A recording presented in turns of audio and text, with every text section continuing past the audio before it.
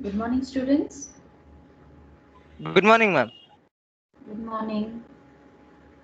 Good morning, ma'am. Good morning.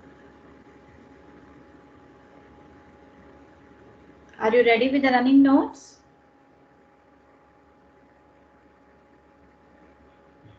Yeah, students, please be ready with the running notes either with a pen or pencil. I want everyone to note down the important points, whatever I will be discussing right now, because immediately I won't share the PPT. So we will just get into the details of the Giardia characteristics. So I'll be asking the questions in each and every class. So that's why I'm asking you people to note down the important points. Clear? Okay. And regarding the CAA exam, just go through the quiz questions as well as refer the notes so that you will write the exam well. Okay.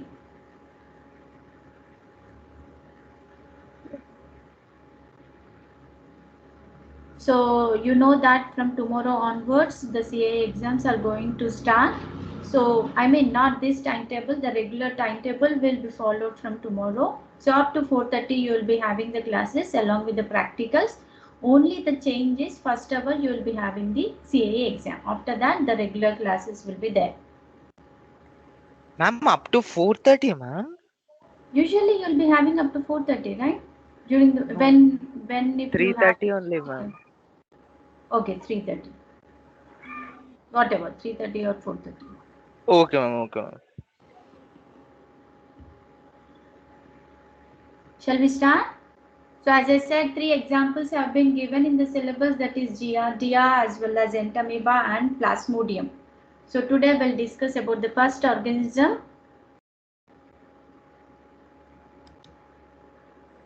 Sure, ma'am.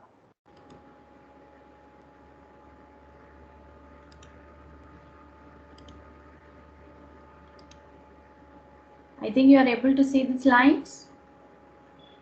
Yes, ma'am. Yeah, please keep the heading as Giardia lamblia. So today we'll discuss about in detail about the organism, what disease it causes, its morphology, life cycle, pathogenesis, laboratory diagnosis as well as the treatment.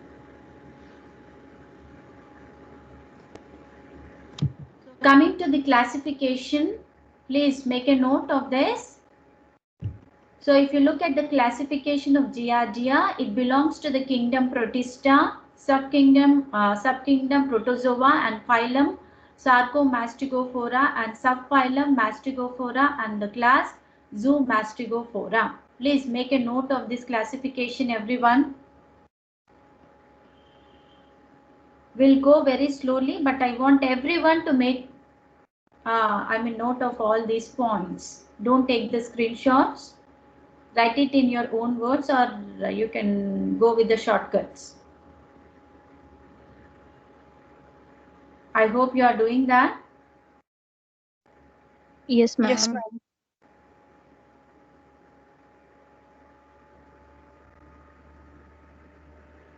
Sunit, can you read out the classification Yes, ma'am. once again? Yes. Do it. Kingdom Protista, subkingdom Protozoa, phylum Sarcomastigophora, subphylum Mastigophora, and class Zoomastigophora. Very good. So this organism, which is considered as the parasite, belongs to the group which consists of flagella, which is nothing but whip-like flagella. So that's why it comes under flagellates. This we had discussed under the protozoa, right? When we are dealing with the general characteristics, the protozoa has been divided into 4 groups: flagellates, ciliates, sarcodina, and other class. So this organism belongs to the flagellates as it contains the whip-like flagella. And other point is it causes the disease known as giardiasis. Please mention this one. Giardia causes the disease called as giardiasis, or we may call it as beaver fever, commonly known as beaver fever. Mention these two terminology.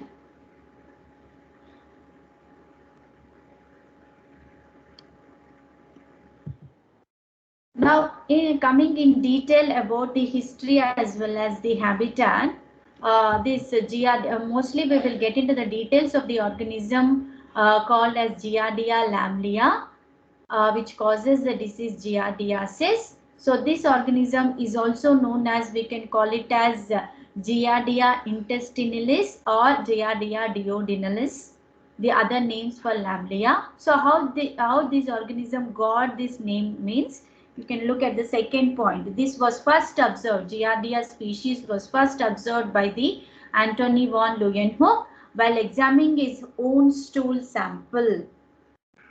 And when you look at the how it got that name is, Giardia, this was studied by Giard from Paris as well as Lamblia from Lamble. The scientist known as Lamble. So that's why they had given the name as Giardia lamblia. Combination of both the names of these scientists, it got the name as Giardia lamblia. And when you look at the specific feature of this one, Giardia is considered as the only intestinal flagellate known to cause endemic as well as epidemic diarrhea. So in this, you need to make a note of the Antony von Leeuwenhoek and the other names for Giardia lamblia.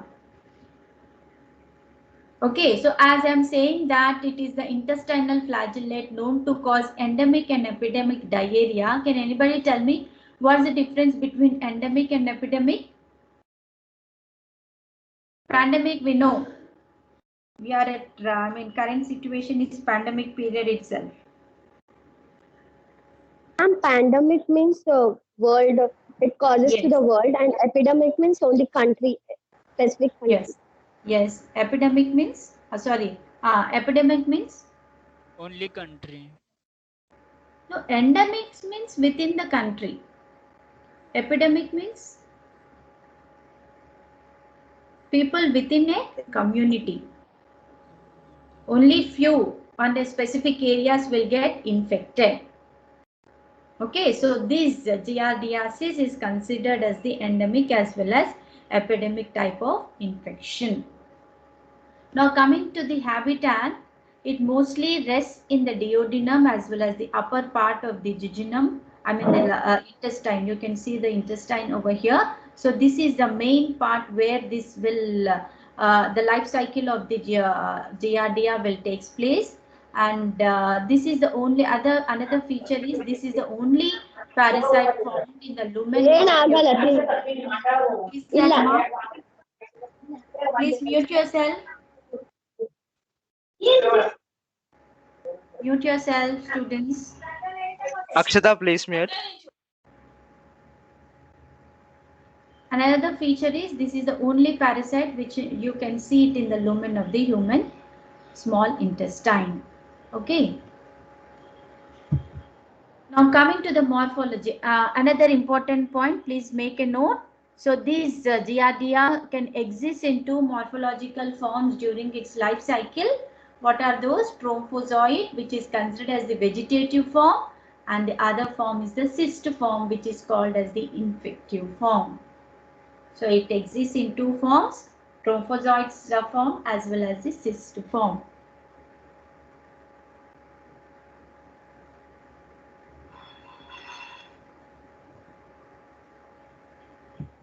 Now coming in details about the trophozoid.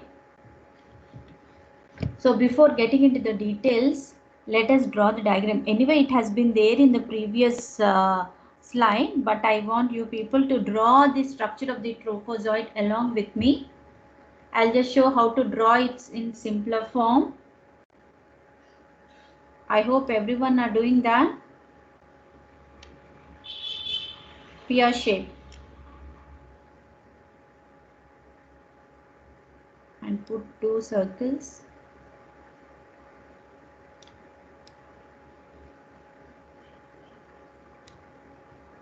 Inside the small circles like eyes.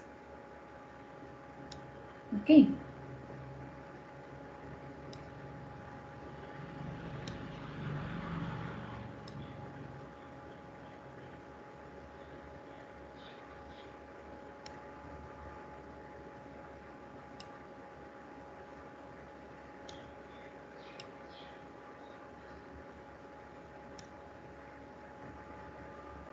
Are you doing that? Yes, ma'am. Yes, Yes, ma'am. Yes, ma'am.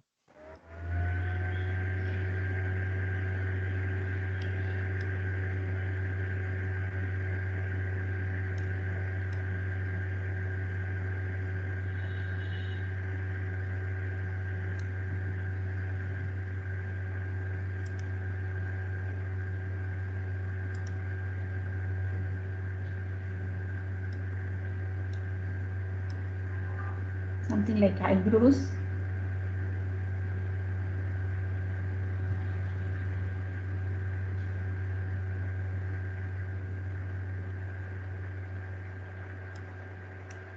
These are all our flagella. So total it should have 8 flagella, 4 pairs.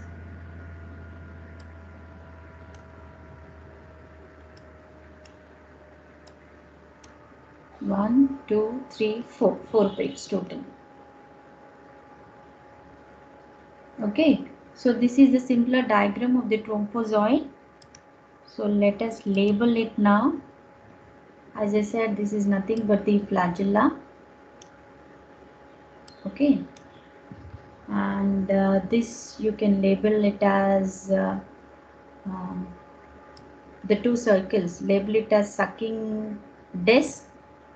These 2 circles are sucking disc. And the inside one is the nuclei.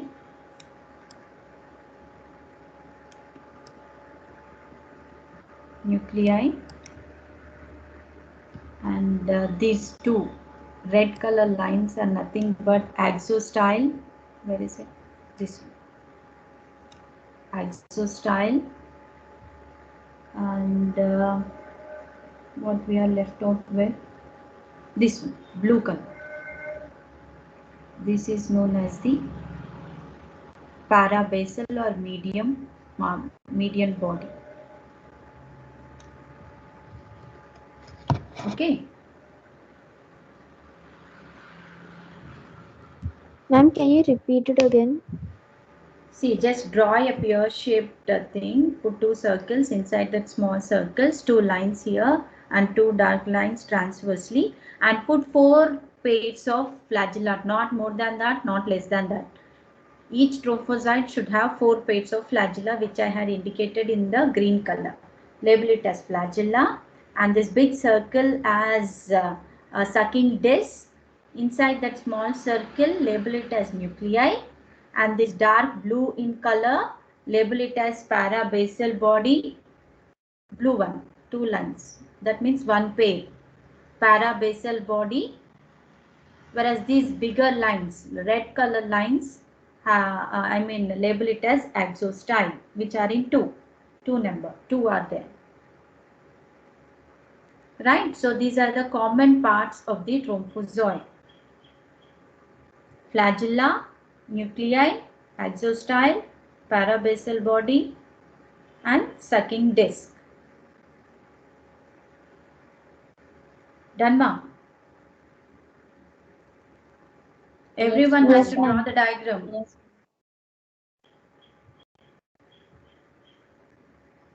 So without the diagrams, how much ever you write it in the examination, it will be waste only. So try to learn the diagrams and do it as simpler as you feel comfortable. Don't make it as too complicated. Okay, now coming in detail about these features of this trophozoite. So mostly it will be in the shape of tennis rocket or heart shaped or pyriform shaped. And when you look at the surface, dorsal surface will be convex like this, and the ventral surface will be concave, with which is having the sucking disc, which will be used for the attachment to the host cell, and the anterior side will be broad and rounded, whereas the posterior end will be sharp end. And when you look at the components of this trophozoite, so bilaterally symmetrical means you can divide it exactly to the half. Okay, bilateral symmetry means we can divide, or we can exactly make the trophozoite structure into half. Okay, And what are the important components of this one is nuclei. One pair of nuclei will be there, and flagella, 4 pairs will be there, which is consisting of blepharoblast, which is nothing but blepharoblast is nothing but the basal body. If you remember the structure of the flagella, can anybody tell me, which we had discussed in the semester 1 structure of flagella? It contains of 3 components. Do you remember?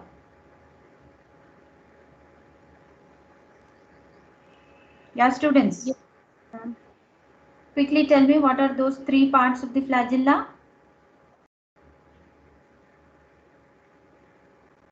I think basal body, hook, and flagellin. Basal body, hook, filament. Filament, yes. So when you look at these blepharoblast, it is nothing but the basal body. Different type of basal body will be present, which is called as the blepharoblast, and this flagella will be in 4 pairs. So exactly you need to put 8 flagella for this trophozoite stage, and it also contains the axostyle. So axostyle, again it will be 1 pair. So where is it, axostyle? This one, red color. Yes.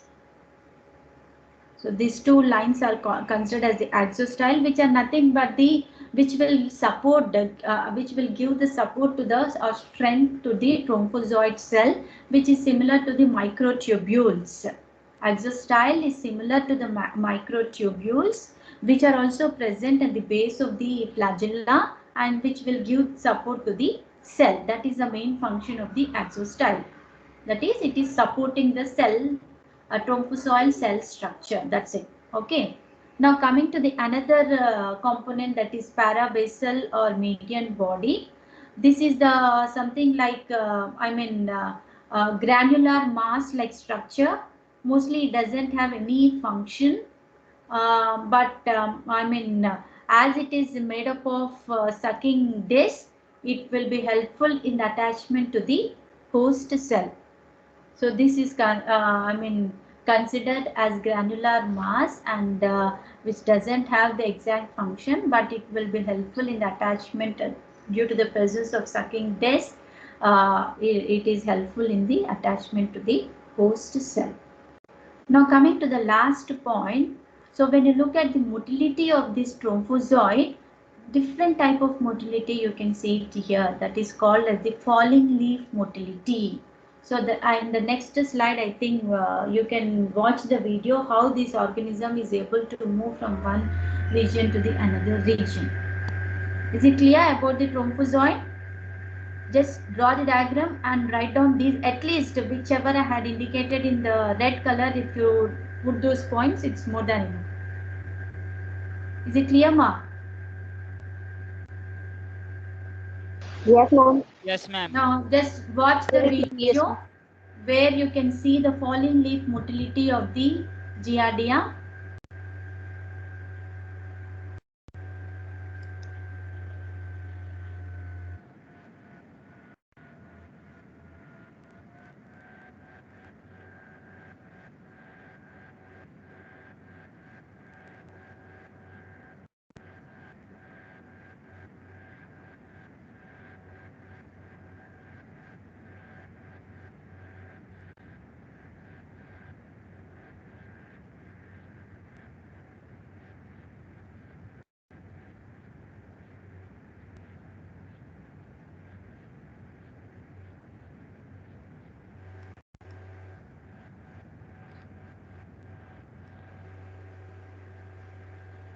Is it clear?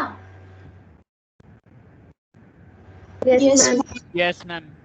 So you can clearly see in that video how it is moving, like just how the leaf will roll on the surface. In the same way, it will move from one region to the another region, which is specific characteristic of this organism. So you should remember the motility. You can see it in the trophozoite stage is nothing but the falling. They have mentioned falling leaf motility. Okay, please remember this terminology. Coming to the another morphological form of the Giardia.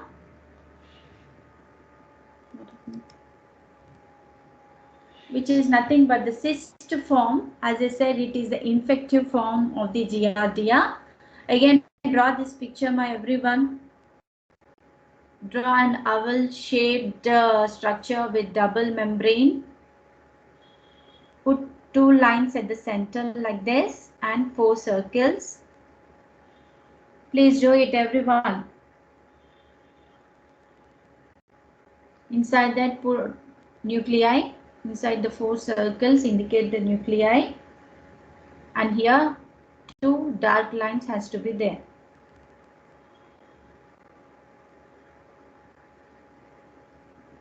Quickly.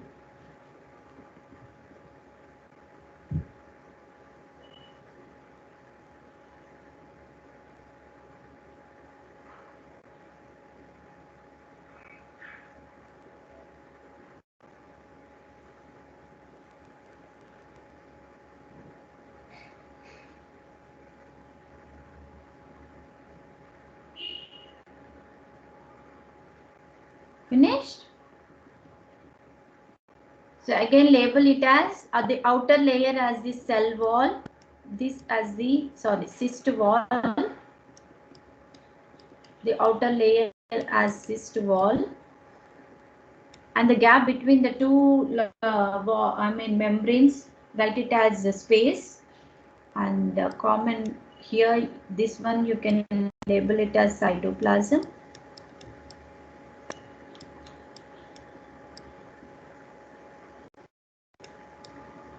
And these 4 dots are nuclei or nucleus.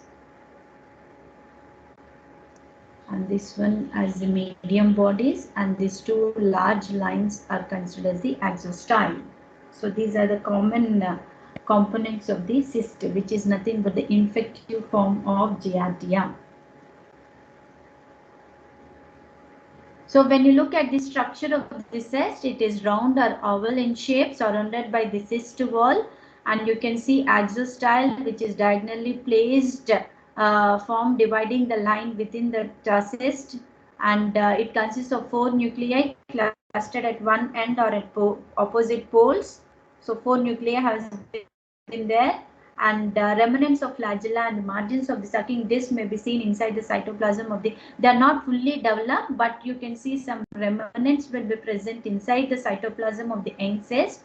And the other one is an acid environment often causes the parasite to encyst. So when the pH of that particular environment has been increased or acid has been there, then that means the parasite, whatever the thrombocyte has been there, it will form it will undergo the process known as encystation. Trophocyte will get converted into cyst form. So this mainly occurs in the intestine when there is a high pH has been there in the intestine. So due to that acidic environment, the thrombocyte will be converted into cyst form by the process known as encystation. Clear? Shall we move on to the next slide? Yes, ma'am. Yes, ma'am. Now coming to the life cycle, so mainly this life cycle consists of 5 stages. Please make a note of all these 5 stages. So this is an infective form, which is considered as the cyst, pathogenic form, thrombozoite, route of infection, fecal oral route, site of excistation and site of encystation. So these are the all stages you can see, or the processes you can see during the life cycle of the Giardia.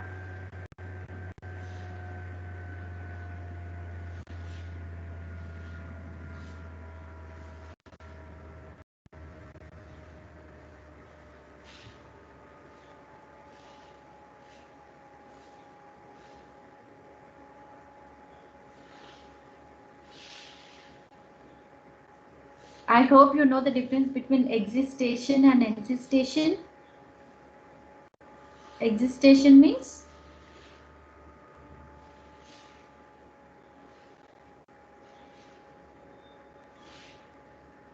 what's the difference between these two terminology?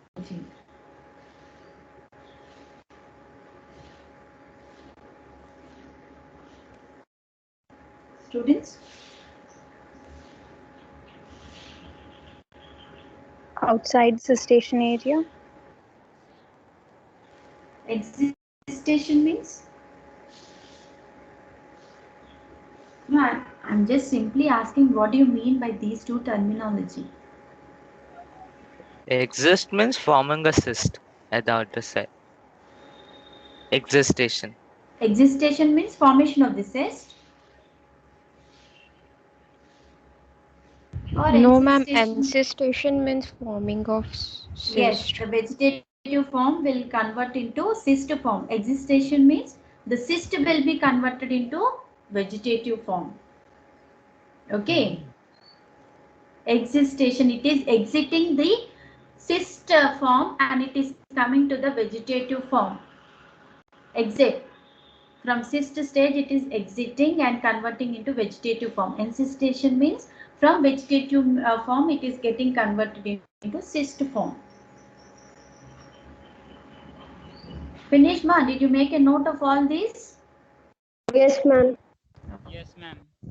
Now, I think you need to remember a point here. Whenever you are going with the reading about an pathogen or any organism, when you look at the life cycle or pathogenesis, it is, I mean, it will be very easy if you just write down the points in the flowchart manner. Here I didn't put the arrows, but I made it something similar as flowchart manner with short sentences like this. Instead of writing long sentences or paragraphs, always you need to remember the life cycle has to be represented in a short and small manner, that is in a form of a flow chart. Then only it is easy to remember and it will look appealing for the examiner. And yeah, and also you will feel comfortable instead of writing the paragraph. If you go with the flowchart manner, it will be better. Okay. So when you look at the life cycle, so Giardia passes its life cycle through only one host, that is only the man or either any animal. And infective form is mostly the mature cyst. So obviously about 10 to cysts are enough to cause the infection. So if 10 or 10 to 100 cysts have been there in the contaminated food, if that contaminated food has been taken up by a healthy person, it will be more than enough to cause the infection. So how this will be entering into the body and how it is causing the infection, that includes under the life cycle. So what is the first step? Ingestion of the cyst via food or the drink. So whenever the cyst, the food or the liquid material or the drinks have been contaminated with these Giardia cysts, if that food has been ingested, then through the oral route it will get into the food. Within 30 minutes of ingestion, the cyst hatches out into two thrombocytes. So single cyst will give rise to two thrombocytes. Okay, so this is known as, this stage is known as, or the process is known as, cyst is converting into vegetative form. Existation. Existation, EX, existation. So after converting the cyst into trophozoites, so always remember single cyst will give rise to two trophozoites and then they multiply in enormous number by binary fission and colonize in the duodenum. So whatever the two trophozoites have been produced from this cyst, they will undergo the binary fission to increase its number and they will start colonizing. They will inhabit in the duodenum, which is a part of the intestine, and they live in the duodenum, that is the upper part of the jejunum, feeding by pinocytosis. That means that the thrombocyte is nothing but the feeding stage. It will have more amount of the food. It will engulf more amount of the food during that stage. So pinocytosis means drinking by cell drinking. So it won't have the solid food, it will have the liquids. So that is done in the duodenum. So that's why it mostly stay for a longer period of time in the duodenum, because it will that is a feeding stage or feeding period of the Giardia, which has been there during its stay in the duodenum. So until or unless during unfavorable condition, the encystment occurs usually in the colon, a thick resistant wall is secreted by the parasite. So this process is known as the encystation, where thrombocyte is getting converted into cyst due to unfavorable conditions. Usually this encystment will occur in the colon. And then the cystic cell is then divided into two within the cyst wall, and the cysts are passed into the stool. So slowly it will get into the small intestine, and it will released out in during the in the stool. So you can see about 200,000 cysts will be released, but if you have 10 to 100 cysts in the contaminated food, it may cause infection, but these many cysts will be released in the stool. So these can remain viable in the soil in the water for several weeks. Please write down this flow chart.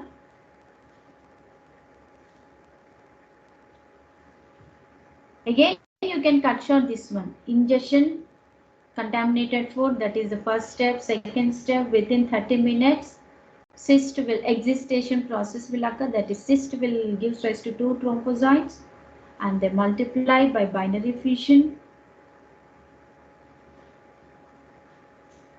And during unfavorable conditions, the thrombocyte will get converted into cyst form, which is known as encystation, and about 200,000 cysts will be released in the stool. This is the overall life cycle of Giardia.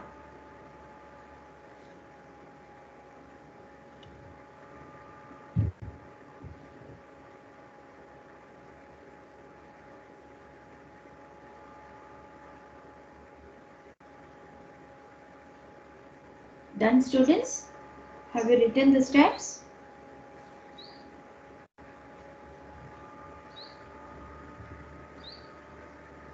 Yes, ma'am. Everyone? Yes. I think one more video has been there in the next slide.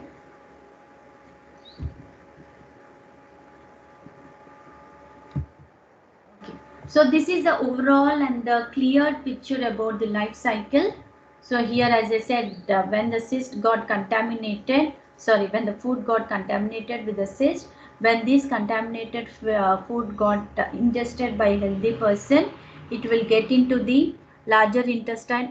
Here the duodenum region, and it will undergo the excistation stage here, and slowly it will get into the large intestine and the small intestine, where it excistation process will occur, and through the stool you can see the cysts have been released.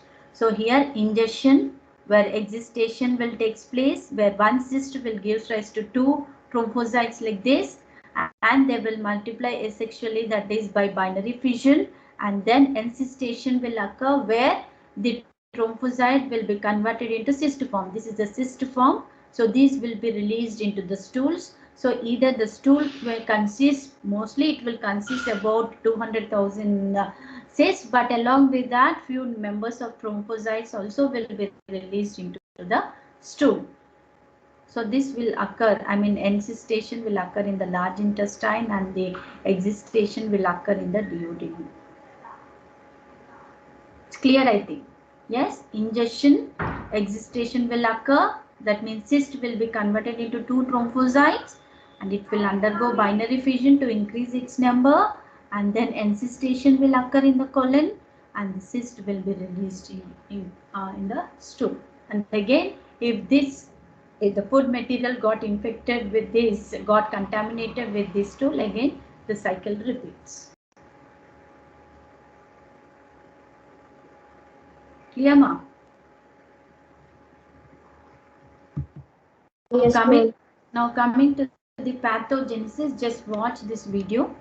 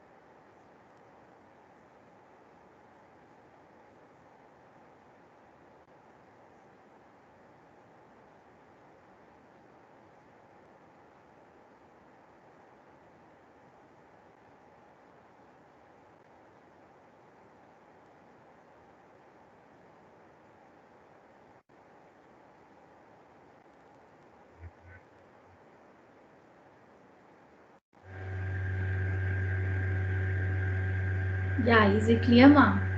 How it is able to cause the infection? Anyway, I'll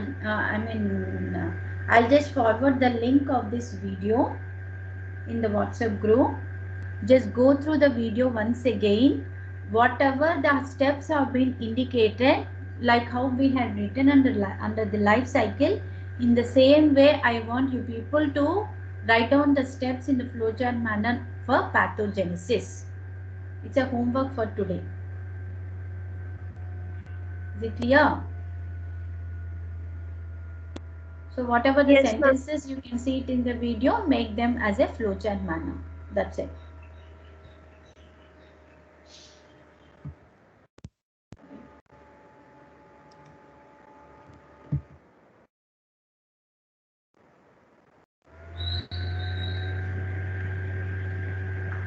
Okay, next coming to the mode of transmission. So as I said, man is the only main reservoir of this parasite, and infection is acquired due to the ingestion of the contaminated food and the water with the recess, and or it may transfer from one person to the another person due to poor hygiene in daycare centers as well as in nursing homes and the mental asylums, and it also can be transferred by sexual transmission.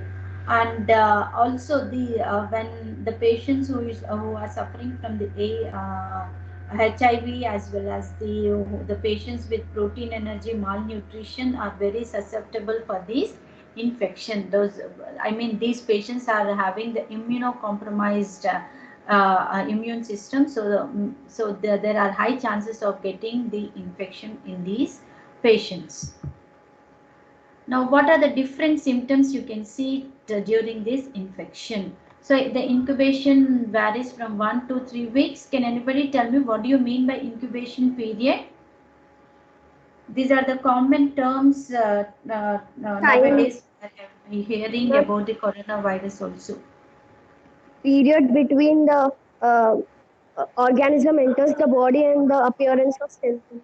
Yes, yes, entry of the organism to the onset of the symptoms. So that time period is considered as the incubation period. So here it goes up to 1 to 3 weeks, and majority of the cases remains asymptomatic, and symptomatic infection is more common in children than adults because of their lower immunity. So what type of diseases it causes? It causes acute giardiasis as well as a chronic giardiasis.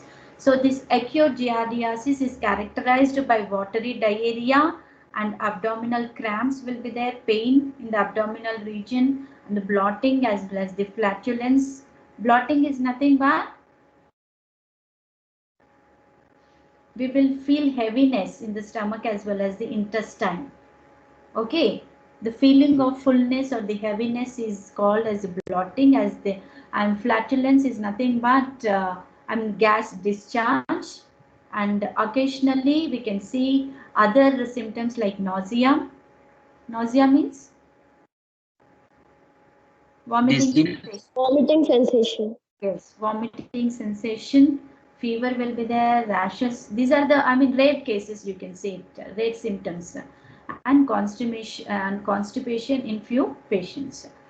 The main important symptom during the acute giardiasis is pus, blood, or mucus is not seen in the stool, but you can see the watery diarrhea with in these patients, but the stool doesn't contain any pus, blood, or mucus at this stage.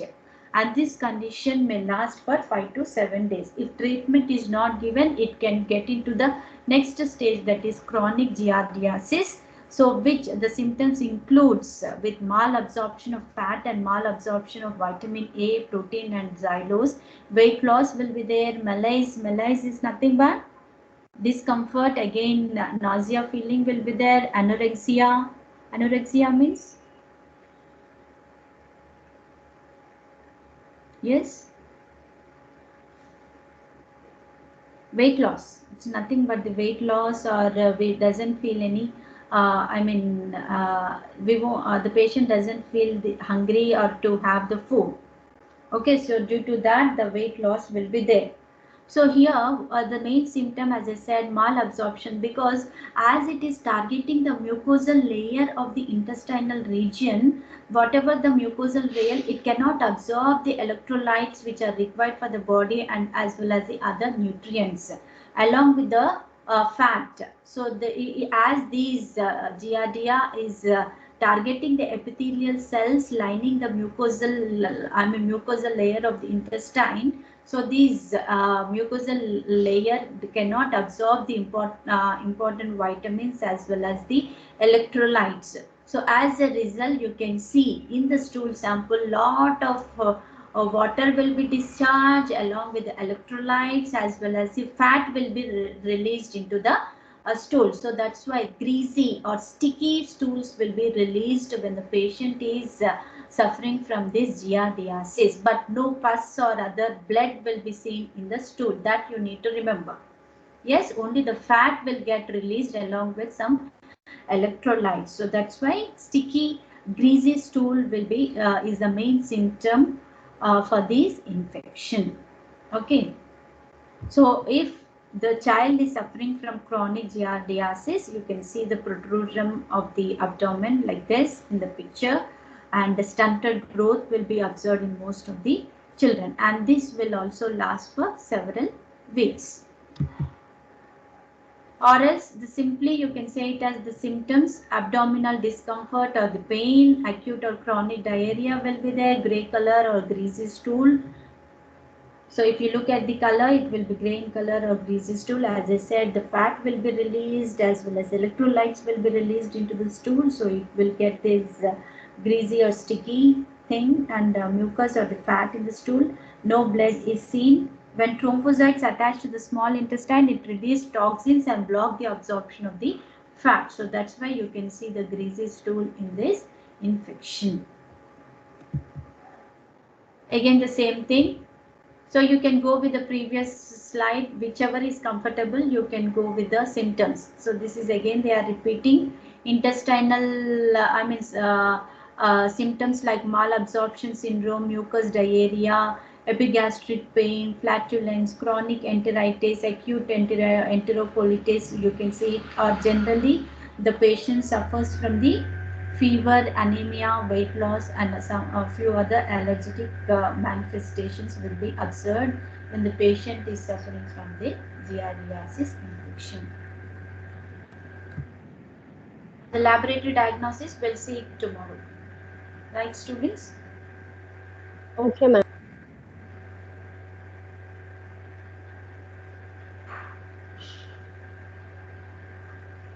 So whatever you people have written in the running notes, I'll be asking from the questions in the next class.